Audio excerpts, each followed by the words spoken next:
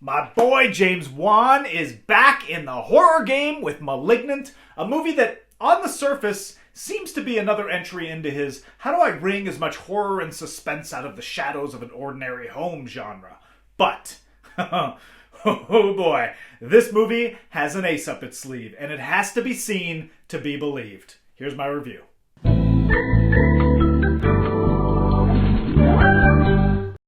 Now, before we begin, spoiler warning up front, I can't talk about Malignant without talking about Malignant. Because trust me, you do not want to be spoiled, and I don't want to be the one to spoil the movie for you. It's just too much fun. Okay? Last warning. Okay, now we're in spoiler territory. And I cannot believe James Wan made an entire feature-length film out of this. Backwards man, backward man, the backward man, the backward man, the backward man, backwards man, the backwards man. I can walk backwards fast as you can. I can walk backwards fast as you can.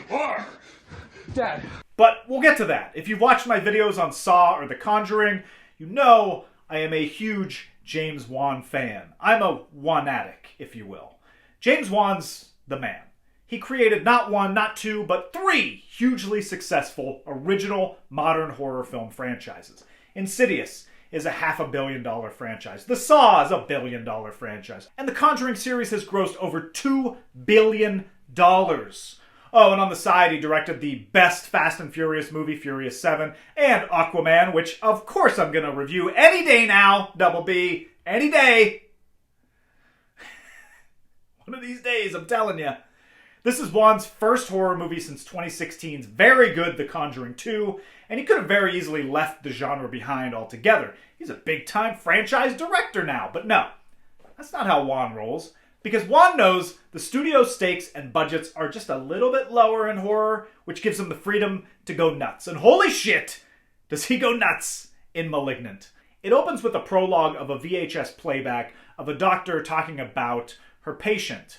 As she's doing this, another doctor interrupts her with an emergency, and we cut out of that VHS and into a mental institution where something is wreaking havoc on the employees. Graphic murders abound, the first of many exposed bone fractures, which is another thing this movie has in common with Freddy Got Fingered. And then they subdue whatever is killing everyone, and the doctor says, it's time to cut out the cancer.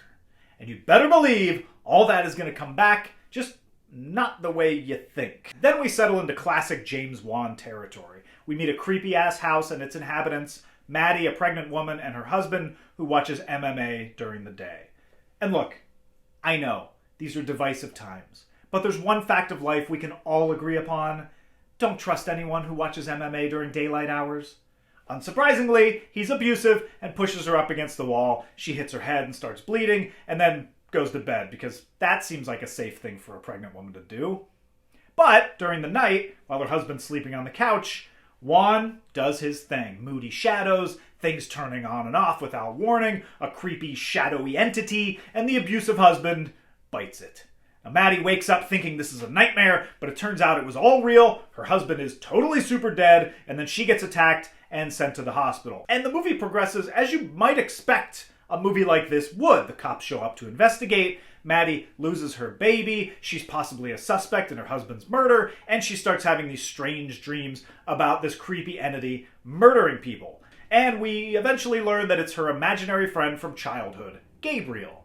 He murders the doctor from the prologue, then he goes after another, then he kidnaps a woman running a Seattle underground tour. But wait a second, maybe it's not Maddie's imaginary friend after all. Maybe Gabe is real in some way. It's revealed Gabriel is the murdering thing from the beginning, and he's going after everyone who tried to cut the cancer out. But here's the genius part of this movie. I don't need to use these air quotes for the phrase, cut the cancer out. See, everyone is talking about how bonkers the twist is in this movie, and for some reason the word bonkers has become the default adjective. I mean, it's a pretty good word, but if you look up Malignant and bonkers on Google, you get a lot of results. I don't know if all the critics got together and decided bonkers was the word they were going to use, but here we are.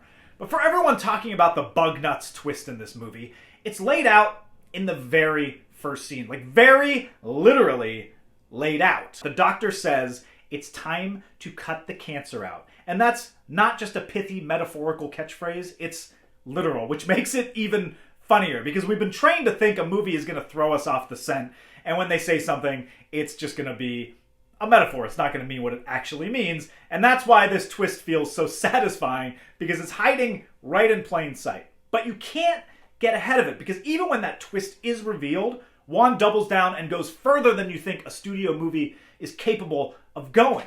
It's revealed that Maddie had an extreme teratoma attached to her back, which is basically a tumor that has some human parts, hair and muscle and teeth and blah. This extreme version, though, was almost a full person, a malignant tumor man living on her back, sharing her brain. But even when that is dropped and you realize they cut the tumor out, your first thought is, oh, the tumor survived somehow and now it's killing everyone. And technically that's correct.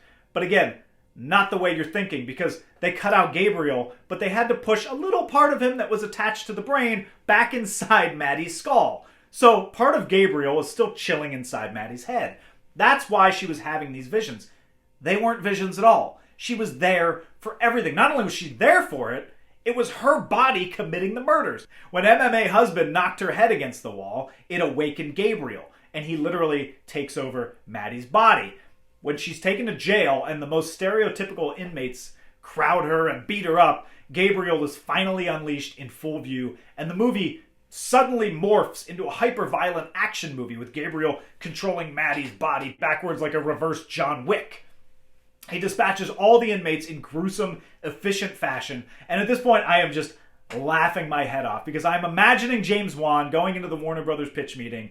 I want to return to horror. Great. What are you thinking? A haunted little boy? A haunted doll? I know you love dolls. How about a haunted imaginary friend? But it turns out that... Sold. Here's $40 million. You don't want to hear what happens to this imaginary friend? Because it's a little... Dude, you made $5 billion for us. Haunted imaginary friend? Fucking go for it. Go make your little horror movie.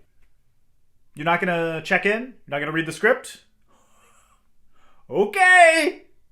I'll be right back. It feels like when he sat down to write, he just let the story take him wherever it wanted to go, and he didn't constrain himself to anything.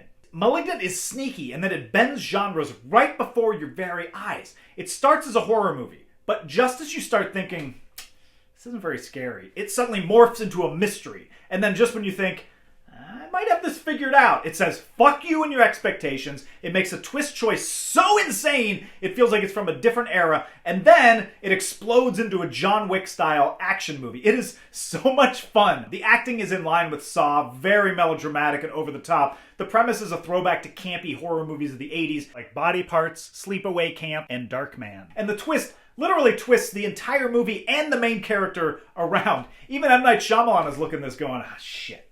Sweet twist, bro. You know, one time I did a twist with plants. I'm so happy this movie exists. It's crazy, it's unexpected, but like, isn't that why you go to the movies, to be surprised and totally entertained? It fucking goes for it. It goes for broke in a way that most movies are afraid to do. Not James Wan, not the king. He has the cachet to do whatever he wants, and I love that he uses it to make weird-ass movies that will have people saying for years, you ever seen that Malignant movie? It's bonkers! I'm genuinely curious what everyone else thought of Malignant, because this discussion could be a lot of fun. Let me know in the comments, and if you forget to hit the thumbs up and subscribe button, I will grow out of the back of your head, take control of your body, and do it for you.